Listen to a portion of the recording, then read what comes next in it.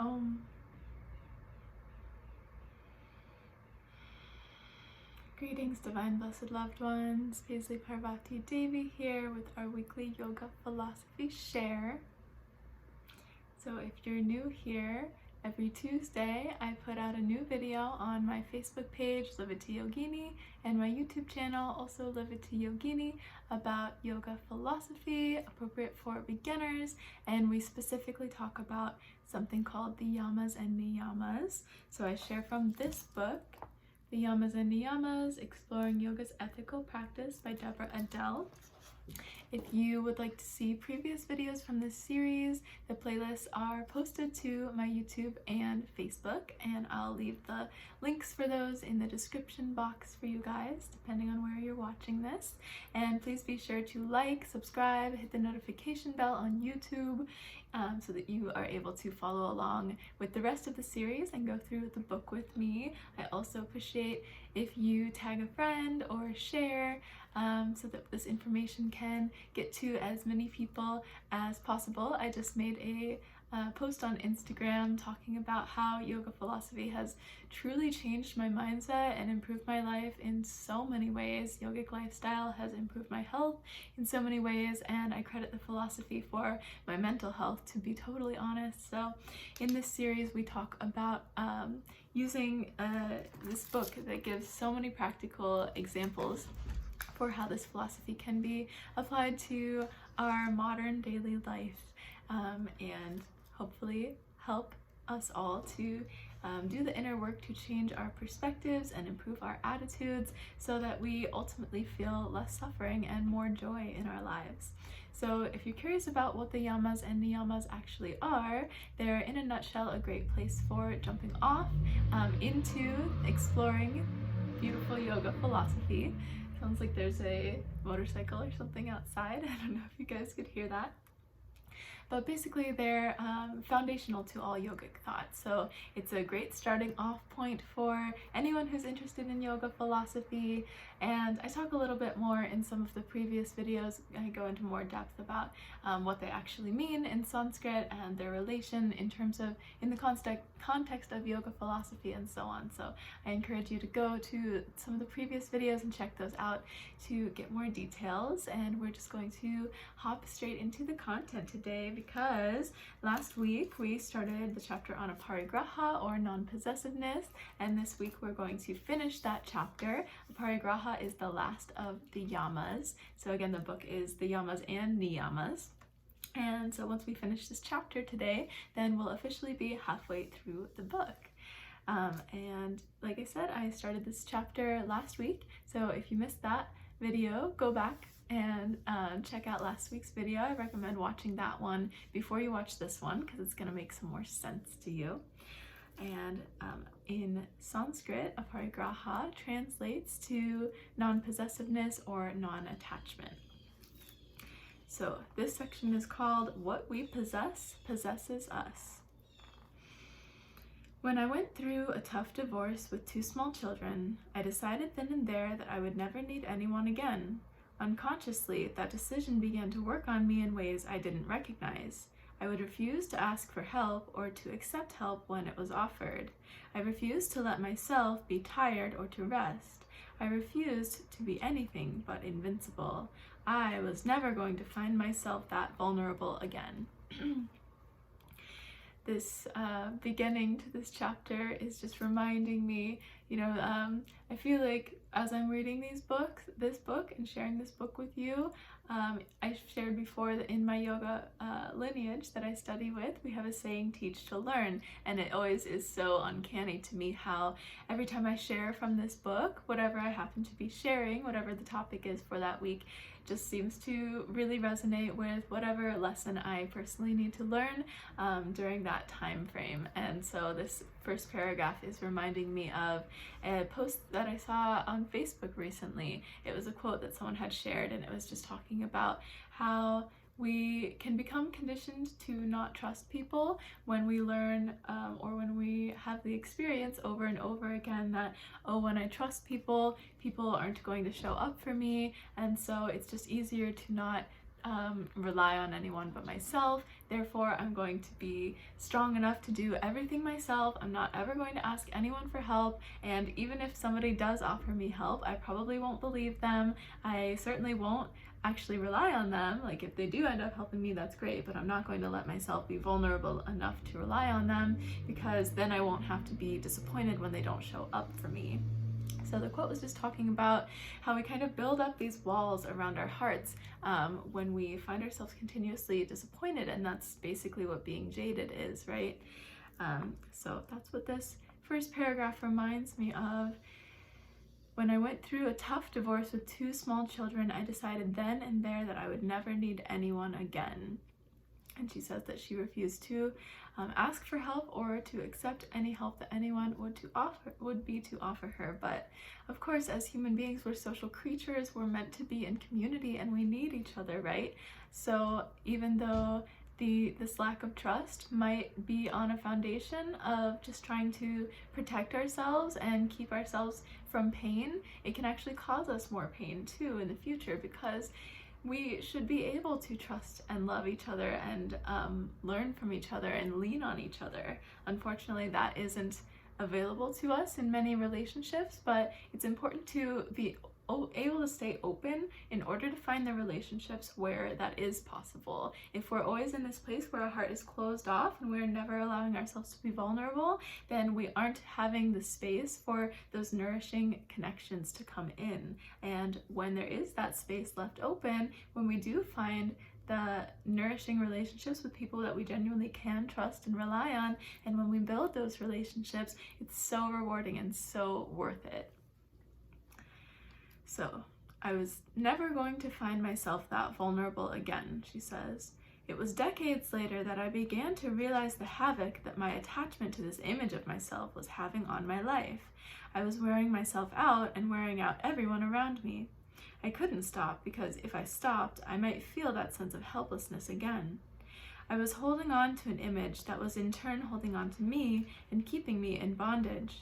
The play and spontaneity and fun in my life were becoming almost non-existent. Invincibility was eating all the joy out of my life. So she's focused so hard on being invincible, not vulnerable, not needing anyone, not being weak, that she was actually feeling really drained from it, because again, that's part of our nature, is to show vulnerability and to give and receive love in an open way from other humans and other creatures. I dropped my book. Anything we cling to creates a maintenance problem for us. The material items that we hoard, collect, buy because they are on sale, or take because they are free, all take up space and demand our attention. Storage boxes and sheds become an easy way to fool ourselves. Subtle attachments come in the form of our images and beliefs about ourselves, about how life should be, about how others should be. These images keep us in bondage to our own learning and growth. Clutter in our physical space blocks our ability to physically move, while clutter in our minds blocks our freedom to expand and have space for the next thing life wants to bring us. I went through a period of attachment to bean and rice burritos made at our local co-op deli. It didn't matter who was behind the counter. They all knew me, and they knew exactly what I wanted, even the special request for extra filling.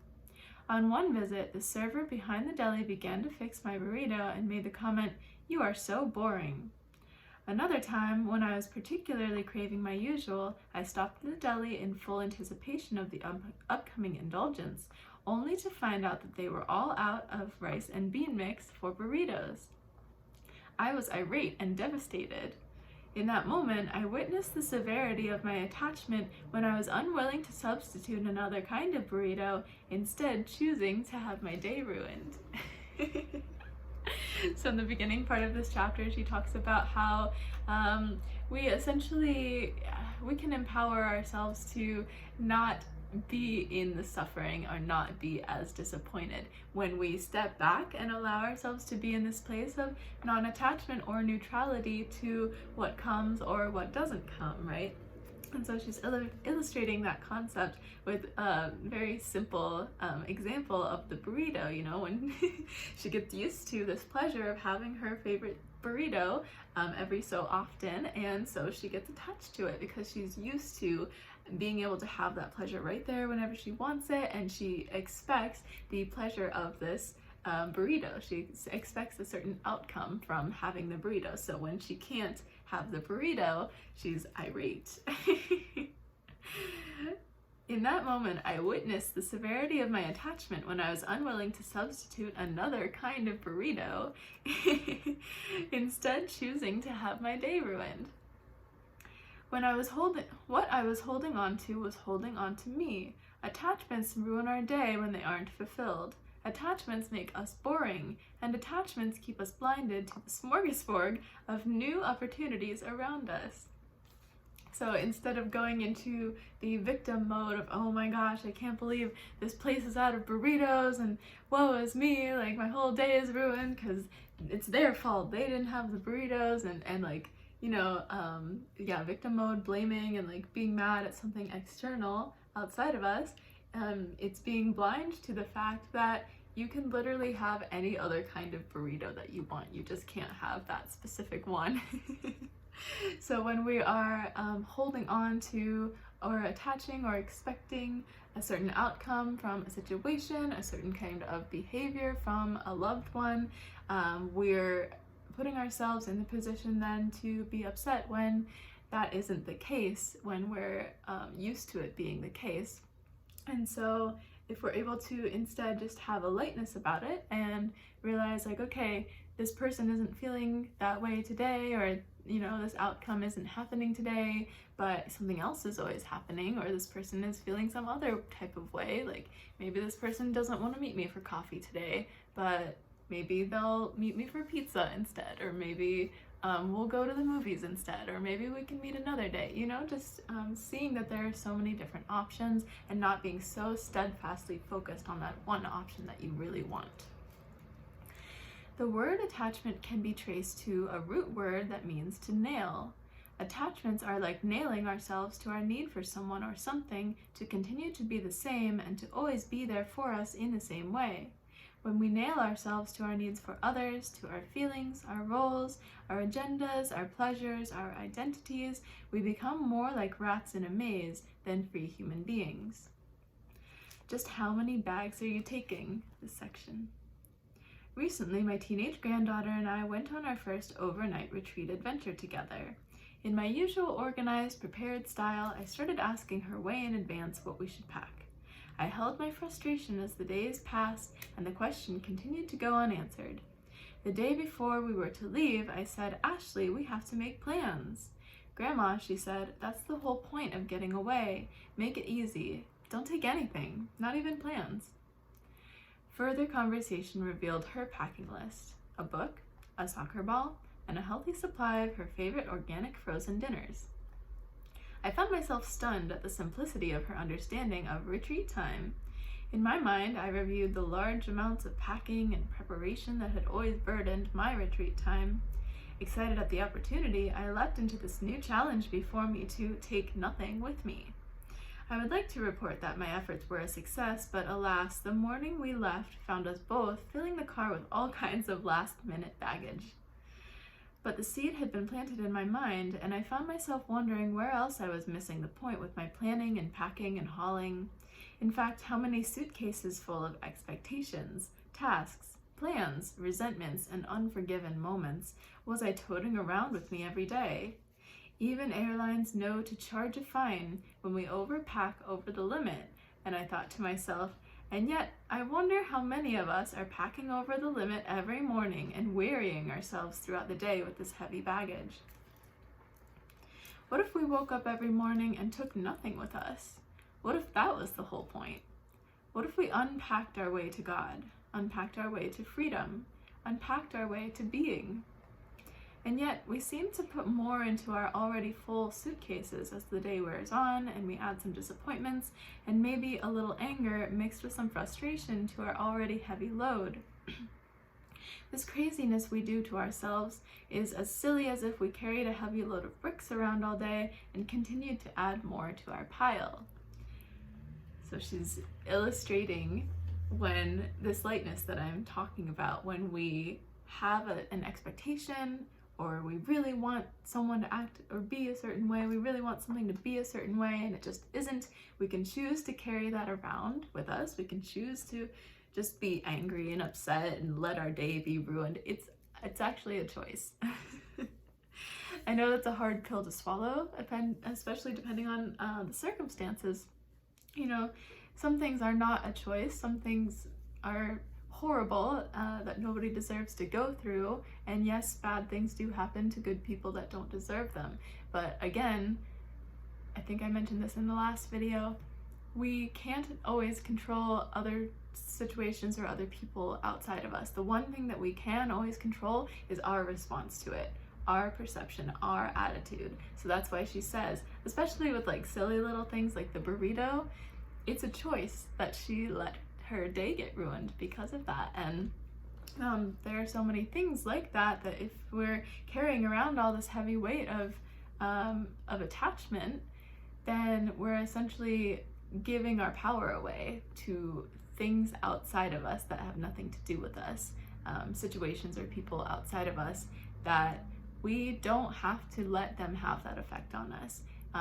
But when we have this attitude, then they do have an effect on us. But do you see the distinction there? It's a subtle attitude shift from I need this to be a certain way, and that person is to blame for not being a certain way, or that situation or that business is to blame for not meeting my needs, versus I have a need and I am able to meet it for myself, or I'm able to be open and flexible to possibly different ways of having that need met, or perhaps it goes as deep as reevaluating to where you really get to know, is this thing really a need, or is it just me being stubborn, or me wanting things to be a certain way, or me having a habit, you know, because nobody needs a bean and rice burrito.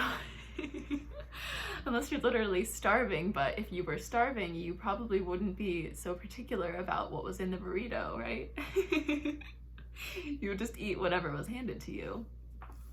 So that's the illustration of carrying around heavy bricks all day and continuing to add more to the pile. And we are mistaken. We think, you know, if I just carry these heavy bricks, then something's going to change and people will see how upset I am, and things will be different so that I won't be upset anymore. But usually that's honestly not the case. It's usually an option, actually. Sometimes it really doesn't feel like an option, but usually it is actually an option to just let that stuff go. Just set down the pile of bricks. You actually don't have to carry that around with you. Just relax into it, let go, and let God. Pack light for the journey, my granddaughter reminded me. Strip yourself to raw nakedness and vulnerability, the yogis teach us. This is the invitation of non-possessiveness. Are we up to the unpacking? But aren't we supposed to care? And so this is, I touched on this at the end of the last video, because oftentimes a question that comes up around this tenet of non-attachment is, well, what about being attached to like my children or my spouse? Aren't those good ways of being attached? And I spoke a little bit again last video about how we can love someone and deeply, deeply care about someone and not be attached to them. Those are actually two different things. There's the genuine caring and affection and holding that person dear to our heart. And then there's the idea of what that person should be, how they should act, trying to influence or control someone. And a lot of time it does come from a genuine place of us caring still. We think that we know what's best for someone, or what could potentially help someone, and so we try to influence them or get them to change their behavior, or we become upset when they do something that's not in alignment with what we would want for them. But in the first chapter of this book, so if you go all the way back to the first couple videos in this series, it is nonviolence, and she talks a lot there in that chapter about how when we think that we know what's best for someone, not only are we doing a violence to them because we're saying, hey, I don't trust you to know what's best for you, so I'm going to tell you what to do instead. But we're also doing an injustice and a violence to ourselves, because if we're expecting them to listen to us and they don't, and then we get upset, what's that really doing? How is that actually benefiting anyone? It's not, right? It's not benefiting us for sure, because we're just upset then.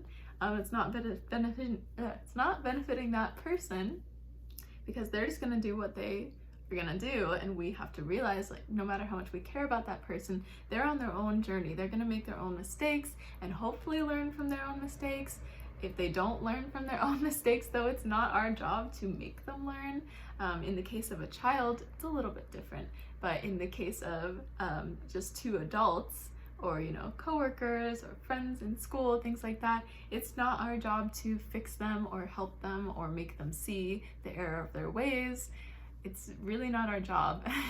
And they probably won't appreciate us trying to do that, especially if they're not listening to us, and we're still trying to like force our beliefs on them, or like trying to influence them. They probably just aren't going to appreciate it, and we aren't going to appreciate the interaction either. And so it's a lot healthier overall to come into this place of non-attachment and to simply let them do their thing over there, even if we care about them deeply. Just also honoring them and trusting that they're on their own path, and really, like, someone can't be helped unless they're willing to actually help themselves. Okay, but aren't we supposed to care? Non-attachment does not mean that we don't care, or that we somehow shut ourselves off from the pleasures and joy of life and each other. In fact, non-attachment frees us up to be immersed in appreciation of life and one another. We are asked to let go of the clinging to the thing, not the enjoyment of the thing itself. So we're being asked to let go of the clinging to our children or our family member or our coworker, our boss, whoever it is, whatever it is. We're asked to let go of our clinging to our perception of them and how they should be, but not to let go of the thing itself, not the enjoyment of the thing itself. We can still enjoy, and in fact, it's often true that we can enjoy more when we aren't as concerned with that, because it goes back to the idea of non-excess, brahmacharya. When we aren't attached to a certain outcome or a certain thing, then we're excited about it when it comes, and if it doesn't come, then we're not devastated because we were never attached to it in the first place. So it's a more pure form of truly enjoying the present moment in whatever shape that takes. So we are asked to let go of the clinging to the thing, not the enjoyment of the thing itself. Letting go of the ownership opens us up to full engagement with what is set before us in the present moment. Life becomes a banquet, and we are free to feast. Like the breath, we are invited to breathe in deeply, enjoying the fullness of the inhalation, and then to let go just as deeply and fully, enjoying the release of the exhale. The fewer attachments we carry with us, the more we are free to enjoy and engage and live life every moment before us to the fullest. The more breath we let go of, the more room there is in our body for the fullness of the next inhalation. I love that, and I say that all the time. I think I said it at the beginning of the last video in the short guided meditation. If you exhale fully, drawing your navel to spine on the exhale, fully expelling all the breath out, then on your next inhale, you'll be able to inhale in more deeply. And she gives the example of trapeze artists in the first half of this chapter. When they let go of the bar behind them, they have to fully let go in order to grab the bar that's coming in front of them. If they don't fully let go, then they aren't going to be able to reach to grab the bar in front of them. And so it's this leap of faith into the unknown. And when we make that leap, we trust that whatever's going to be next is going to come in divine timing because we've made room for it.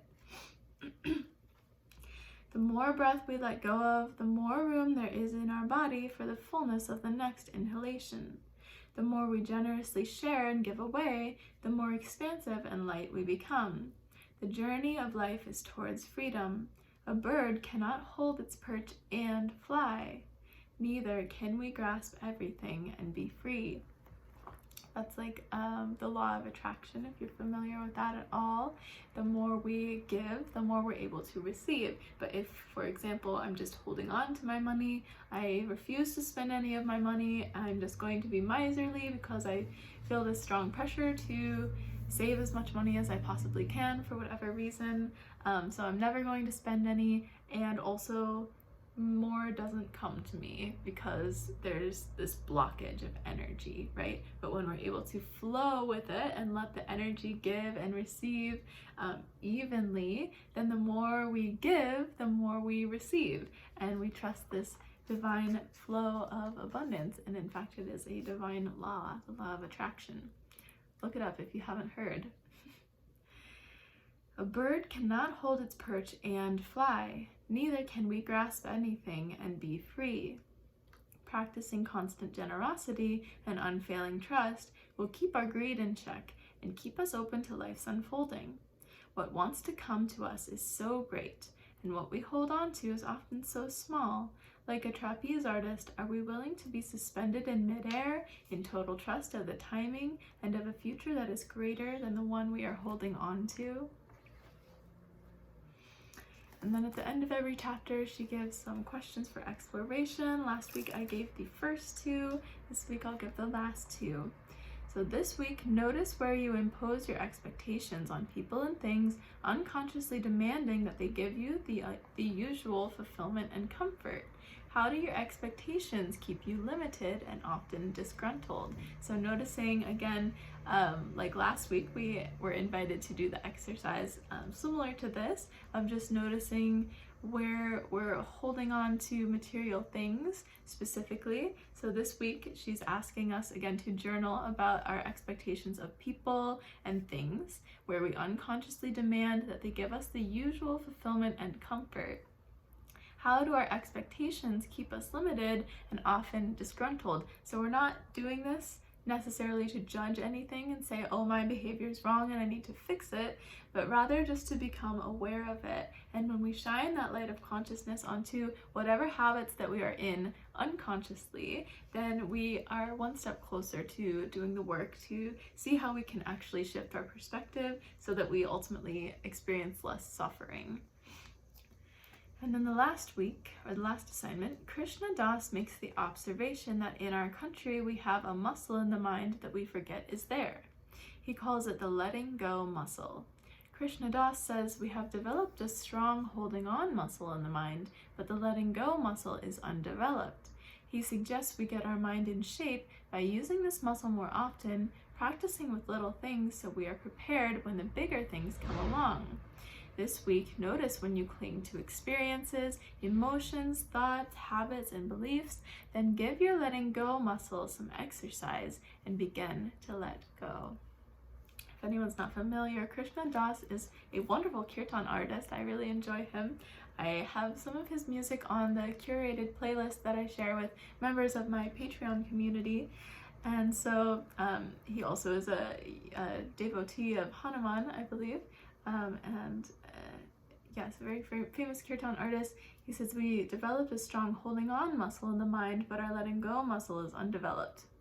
Definitely, I definitely would agree with that. And he suggests that we work out our mind by using the letting go muscle more often. So first, just practicing letting go with little things, less significant things like the burrito, for example, and then we'll be more prepared when the bigger things come along. This week, notice when you cling to experiences, emotions, thoughts, habits, and beliefs. Then give your letting go muscle some exercise and begin to let go.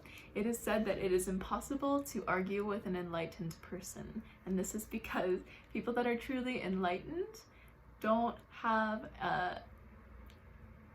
strong opinions, or maybe they have an opinion, but they're not attached to it. Certainly not to the extent where they would feel motivated to argue about it, because when we argue, in a sense, we're trying to convince the other person that they're wrong and we're right? we're trying to convince the other person of our perspective. But if you're so unattached to your perspective that you don't see, it's not worth it to you to lose your peace of mind over trying to convince someone else, then it's impossible to argue with that person. Because, and again, this doesn't mean they don't care. This doesn't mean you're completely passive, because some of the most amazing people like Gandhi have been yoga practitioners and yet created amazing social change. So it doesn't mean being passive. It's this beautiful fluidity of letting go, essentially. And it's like embodying this empty presence of my individual ego, my individual opinions or ideas about something are less important than the good of the majority or the ultimate truth. So these are some of the more subtle benefits of our yoga practice that we're getting into. So yay, I'm excited, you guys. That is the end of the first half of the book, which is the yamas, and then next week we'll start getting into the niyamas and speaking of the more subtle aspect of this practice. So the yamas all relate to our interactions with other people or the external world, and then the niyamas are really more about our own interaction with ourselves on our spiritual journeys, and they're very much more introspective. So I'm excited to get into those. And if you guys are loving these readings or are very interested in yoga philosophy in general and want to go deeper with me, we would love to have you over on the Patreon community. It's patreon.com/liveitayogini, and I'll leave the link for you as well. I don't just share about yoga philosophy on there. I share about a wide range of things. I also talk about yogic lifestyle, Ayurvedic lifestyle, and some healthy recipes. I also share some art-related content on there. So it's just a whole lot of fun, different things for you to help you on your mindfulness and spiritual journey. And we would so love to see you. So thank you for being with me here today. You're all beautiful, bright, shining stars, and I look forward to checking in with you next week. Have a great day. Om.